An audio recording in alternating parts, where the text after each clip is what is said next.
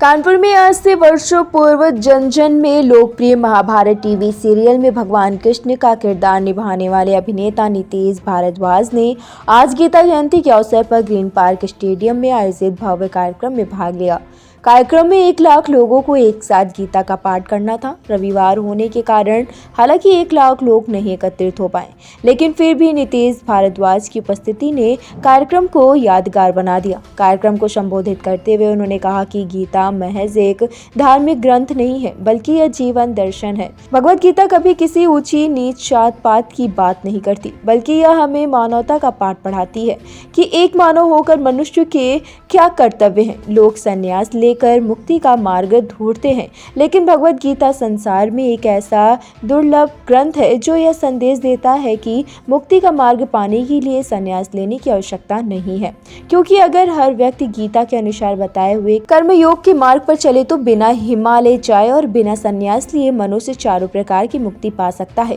ज्यादातर लोग कर्मों का त्याग करके जंगलों में जाने को संन्यास समझते हैं, लेकिन गीता में भगवान कृष्ण ने बताया कि इसी समाज में रहते हुए हम किस तरह सन्यासी बन सकते हैं। सबसे खास बात यह है कि भगवत गीता की पहुंच न किसी वर्ग विशेष की है, न ही किसी व्यक्ति विशेष की है, न किसी संप्रदाय विशेष की है, न किसी क्षेत्र विशेष की है, न किसी प्रांत विशेष की है, न किसी देश विशेष की है, बल्कि भगवत गीता की पहुंच संपूर्ण मानव समाज के लिए है। भगवान कृष्ण गीता में कहते हैं कि निष्काम कर्म करने वाला व्यक्ति मुक्ति पाने का अधिकारी होता है, लेकिन आज का जमाना कॉर्पोरेट कल्चर का जमाना है, जो कर्म करते हैं और तुरंत फल चाहते हैं, और जब कर्मों का फल नहीं मिलता तो निराशा के घोर सागर में डूब जाते हैं और आत्महत्या करने में भी परहेज नहीं करते। लेकिन जब मनुष्य भगवत गीता के अनुसार चलता है और कर्मों का फल नहीं चाहता, सिर्फ निष्काम भाव से अपने कर्म करता है, तो वह कभी निराशा के गहरे सागर में नहीं डूब पाता,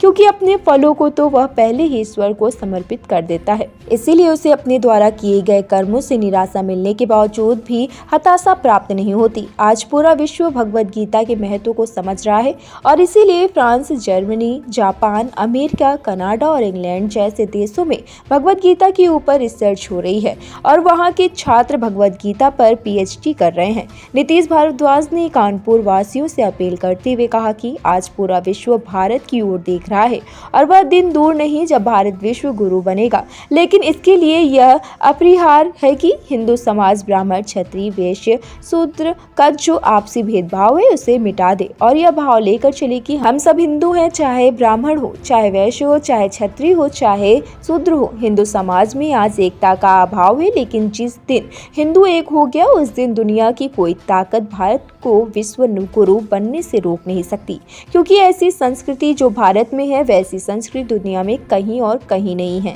इस अवसर पर महामंडलेश्वर निरंजनी अखाड़ा केंद्रीय मंत्री निरंजन ज्योति पालीवाल, पैथोलॉजी के संचालक उमेश पालीवाल, सलील विश्नोई, MLC विधायक सुरेंद्र मैथानी, मेयर प्रमिला पांडे, महेश त्रिवेदी, अभिजीत शांगा, विधायक भूपेंद्र अवस्थी, पूर्व मेयर रविंद्र पाटनी, सुनील बजाज, भाजपा जिला अध्यक्ष उत्तर, बीना आर्य भाजपा जिला अध्यक्ष, पार्षद रीता शास्त्री, पार्षद प्रमोद जायसवाल, पार्षद विकास जायसवाल, पार्षद नवीन पंडित, भाजपा महिला मंडल अध्यक्ष अनीता त्रिपाठी और वंदना गुप्ता आदि उपस्थित थे। लोक भारती डिजिटल से संवाददाता अजय त्रिपाठी की खास रिपोर्ट।